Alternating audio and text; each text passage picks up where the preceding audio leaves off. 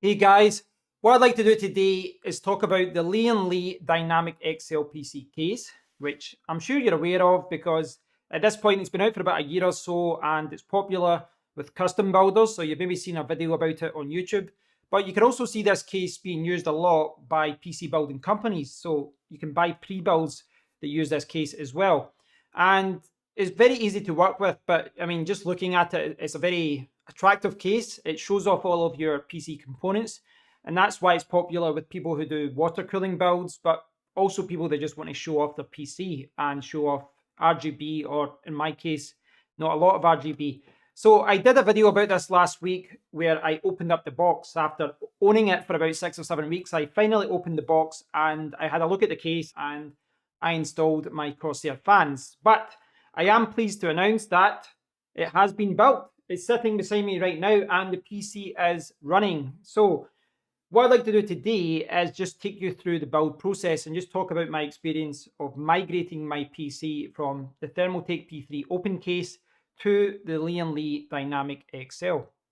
So the first thing that I had to do was dismantle the old PC and disconnect everything from the motherboard and from the Thermaltake P3 open case. And it took about 20 to 25 minutes to do that, to disconnect all the cables, remove the power supply and remove the motherboard from the case. Once the motherboard had been removed, I could connect the standoff screws for my new NZXT Kraken Z73 all-in-one cooler. And then I organized all the screws that come with the Dynamic XL case.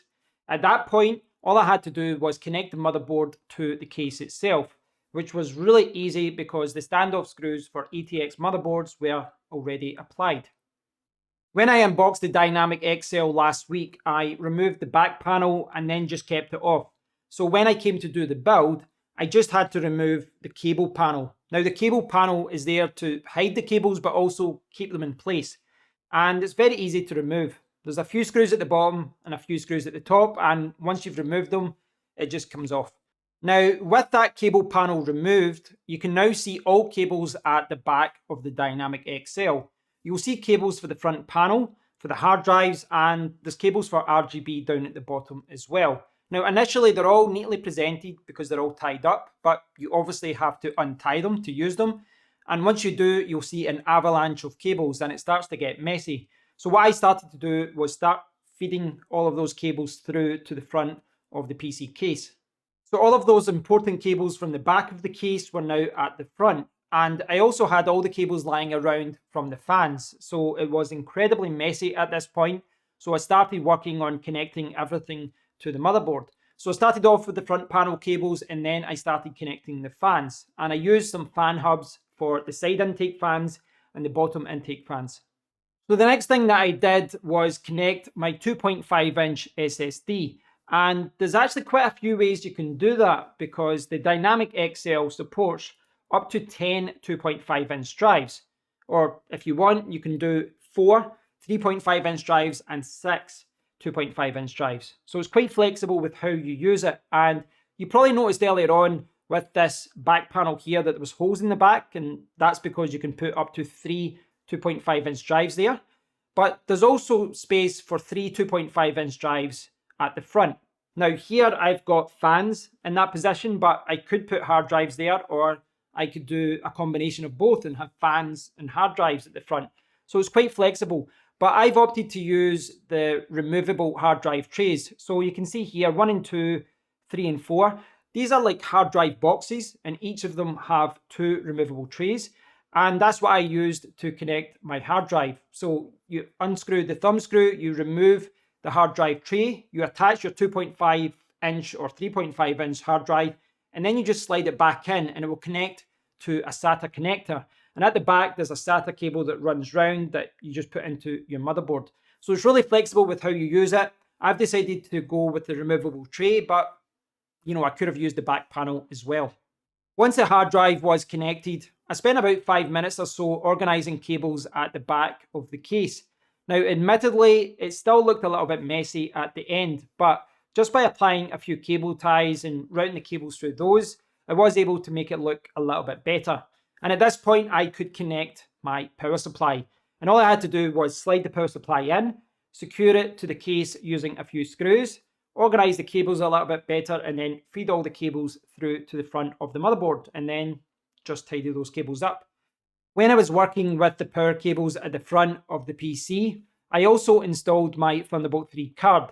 Now, my Thunderbolt 3 card is excellent. It's incredibly useful to what I do online, and it's very easy to install.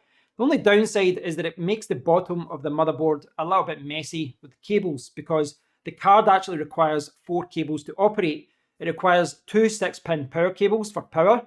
There's another Thunderbolt cable that goes to the side of my motherboard, and then there's another cable, an internal USB 2.0 cable, which I connect to the bottom of my motherboard. So it's very easy to install it, but it does make things a little bit hard to tidy up at the bottom of the PC.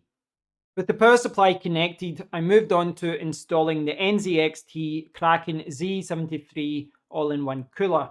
So I secured all 3 fans to the 360mm rad, and then removed the pre-installed Intel bracket from the pump and installed the AMD bracket instead. Then all I had to do was secure it to the top of the Dynamic XL using around a dozen screws. The Kraken Z73 comes with pre-applied thermal paste, so all I had to do at this point was check the orientation of the pump and then secure it to the motherboard and tighten it all up using thumb screws. Now, there's 2 cables that you need to connect to the pump. One is a micro B to internal USB 2.0 cable, which you need to connect in order to power the LCD display. The other cable is called the breakout cable. Now, the breakout cable actually has 4 separate cables. One is for the pump fan, one is for the fans that you attach to your rad, one is for SATA, and the last one is optional, and that's for RGB, and there's certain accessories that will work with that. So once I had all those cables, I had to just tidy them up and then feed them through to the back of the case. So the last big piece of the puzzle was my Gigabyte 3090 Aorus Master graphics card. And this graphics card is big and it's heavy. Now, in my last PC build, I used a GPU support stand because it helps support the weight of the GPU and it helps stop the graphics card from applying too much pressure to the motherboard. But the Lian Li Dynamic XL actually comes with its own GPU support bracket, and it works really well. So I apply the GPU support bracket to the motherboard that just goes over the ATX standoff screws, and then you just have to get the GPU into position first to get an idea of where you put the clasps that go above and below. It might take you a little while to get it right though. You know, I probably spent about 20 minutes, 25 minutes making sure I got the clasp above and below in the right position. But once you get it in the right position, the graphics card will just slot in. It will feel secure and you won't get any pressure on the motherboard and it will stay in place. And it's not like a stand. You've not got anything in the way there that, you know, looks ugly. Doesn't take up any room in your case. So the GPU support bracket is not something that I paid attention to when I bought the Lian Li Dynamic XL, but it's a fantastic addition to the case. It looks better than GPU stands in my opinion, and it works really well. So the graphics card was connected to the motherboard. So all I had to do was connect all the case panels back to the PC. So I put the front glass in place, I turned the PC around and then attempted to put on the back panel and the top panel.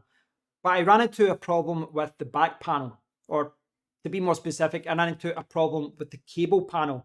So the cable panel sits behind the back panel, and I had not realized it at the time, but the bracket at the top that connects the cable panel to the case, that actually sits on the inside, not the outside. And I had actually initially reattached it at the top on the outside, so the back panel would not attach.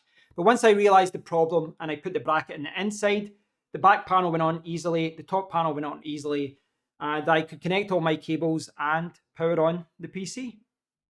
So the overall process of migrating my PC from the Thermaltake P3 to the Dynamic XL was relatively straightforward. I didn't run into any major problems, and the whole process was about 3 to 4 hours. Now, my guess is that it would have been closer to 2 hours if I wasn't recording footage for YouTube that whole time. Now, once that PC was built, I wanted to test things, I wanted to check temperatures and fan speeds, and I wanted to play around with that fancy Kraken Z73 pump, that fancy display. So I installed NZXT Cam. Now, as you can see here, it shows you PC monitoring specs, CPU, RAM, etc. Shows you system specs, but one of the first things that I did was what most people do, is play around with the LCD display. So I messed around with different images. I looked at different designs here, and I played with different colors. But then I started looking at cooling. Now, through the Kraken Z73, you can control the pump and the fans. And there's a few different options for pump there. You've got preset fan curves, and you can create one yourself. But I found that fixed at 100% isn't that bad. It really isn't that bad. So I've not found it to be too loud at 100%, perhaps because it's behind the glass. I don't know. But I've just kept it 100% because, yeah, it seems okay at that. Now, the fans are a different story because the fans run through that breakout cable. So I've got the fan set up as an exhaust at the top of the case. And the big problem that I've got here, is that because it's connected, all those fans are connected through the breakout cable, through the pump header, I can only control it through NZXT CAM. And that's a problem for me because I control all the other fans through Gigabyte's fan software. So what I did was remove the 3 fans from the breakout cable. I connected them through a hub, and then I connected that through to the CPU fan port on my motherboard. And basically what that means is I no longer control the fan speeds through NZXT. I can't control the fan speeds there because it's not connected to the pump header. I've got it connected directly to the motherboard. But what that does mean is that through my fan software with Gigabyte, I can now control all fans here. The intake fans at the bottom and the side, the exhaust fan, and the top fans. And I think for a lot of people, that will be a better way to set it up. Over the last month or two, I've published quite a few videos on my channel where I spoke about the VRAM overheating easily in NVIDIA 3090 graphics cards.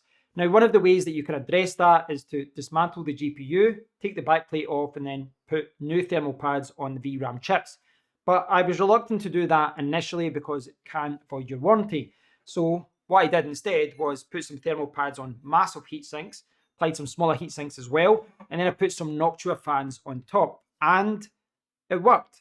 It didn't work as good as replacing thermal pads inside the graphics card itself on the VRAM chips, but by using these big heat sinks and by using Noctua fans, I was able to drop the VRAM temperatures by several degrees. So it's a really good decision. But when I moved to this PC build, my hope was that I would not have to use these heat sinks and Noctua fans because I've got all these additional intake fans and exhaust fans.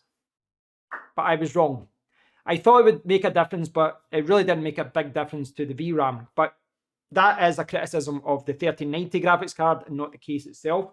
But because the VRAM temperatures were still high, I used the smaller heat sinks this time, and then I put 2 Noctua fans on as exhausts, so the hot air is going up to the top of the case. And yes, it's helped. It's dropped VRAM temperatures by several degrees again. So it doesn't look amazing to put fans on top of your graphics card, but it's a necessary evil right now until I find a better solution. So I'm absolutely delighted with the build and with the Dynamic XL case, but I do have a couple of minor issues which I need to tackle over the next week, and they're all related to the Kraken Z73 all-in-one cooler. The first issue is related to the micro B to internal USB 2.0 cable, which is annoyingly just a little too short. I was hoping to route it around the back of the case and then bring it out at the bottom of the motherboard, but it's too short. So I put it around the front, just above the graphics card and above the PCI Express slots.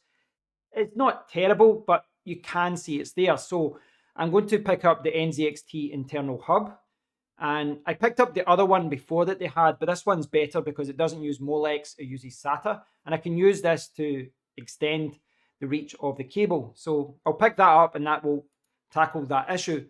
I ran into another issue at the weekend after the build where the LCD display on my graphics card was not displaying. And that happened after installing NZXT CAM. But today, out of the blue, it's working. So yes, that was kind of a superficial thing, but it does seem to be working now. I have no idea why because I've changed nothing, but it does seem to be working now.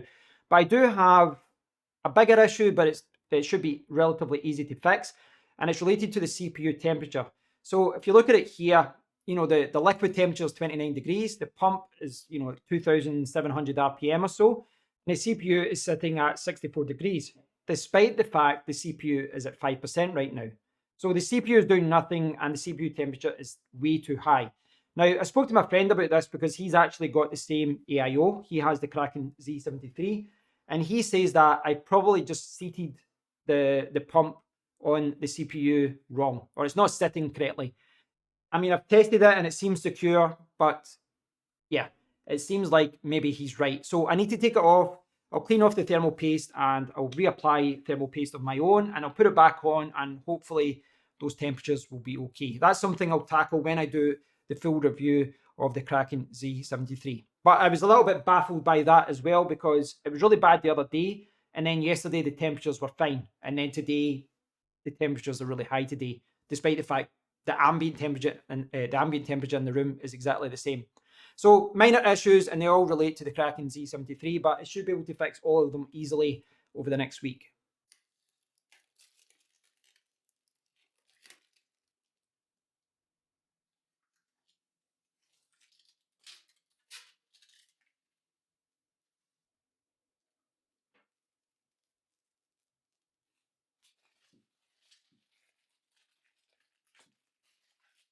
I hope you've all enjoyed this look at the Lian Li Dynamic XL PC case. This case is widely regarded as one of the best on the market, and in my opinion, it does live up to those expectations.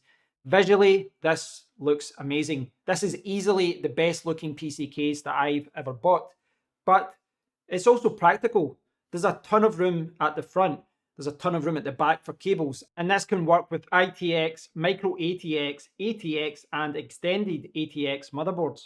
And there's a lot of storage options there as well. And with those removable hard drive trays, you can use 3.5-inch hard drives as well. So there's a lot of room for me to expand. There's a lot of options with this, and it's really versatile. I mean, you can use this non-RGB or a little RGB like I have. You can go full crazy with the RGB, or you can go water cooling. This can be used for pretty much any type of PC build. So I hope you've enjoyed looking at this journey of migrating from the Thermaltake P3 to the Dynamic XL. I hope you've enjoyed the video. If you've got any questions about the case, please do post a comment below. And until next time, take care.